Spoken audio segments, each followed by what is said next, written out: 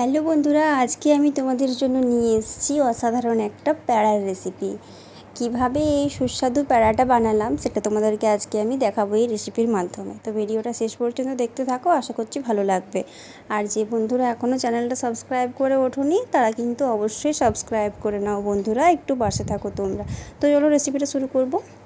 দেখো, প্রথমে নিচ্ছি দুধটা আমি ফুটতে দিয়ে দিয়েছি। এটাকে কিছুক্ষণ ফোটাতে হবে।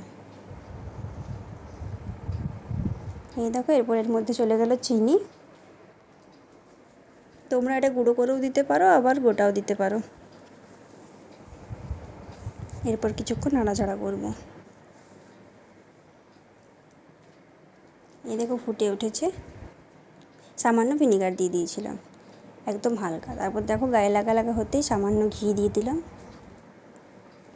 এরপর এটাকে আমি নামিয়ে নেব, এটা হয়ে এসছে। এই দেখো, এরপর এটাকে আমি পাকিয়ে নিচ্ছি বন্ধুরা ছোটো ছোটো প্যাড়ার আকারে। একদম সহজ কিন্তু বন্ধুরা, 5 মিনিটের রেসিপি। এই দেখো, ব্যাস হয়ে গেল। শেপ দিয়ে নিলাম। এরপর একটা করে কিশমিশ ওপর থেকে দিয়ে দিয়েছি। তো বন্ধুরা দেখো, কত সহজেই আমি এই প্যাড়ার রেসিপিটা বানিয়ে নিলাম। কেমন লাগলো রেসিপিটা কমেন্টস করে জানাতে কিন্তু ভুলবে না। আর যদি ভালো লেগে থাকে প্লিজ তাহলে চ্যানেলটাতে একটা সাবস্ক্রাইব করে দাও বন্ধুরা, আর একটা লাইক দিয়ে দাও ভিডিওটাতে।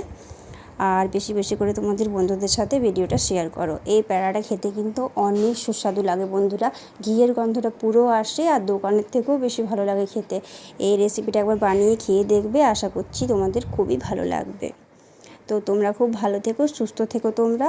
বেশি বেশি করে ভিডিওগুলো শেয়ার করো তোমাদের বন্ধুদের সাথে বন্ধুরা, আর খুব ভালো থেকো। দেখা হবে পরের ভিডিওতে।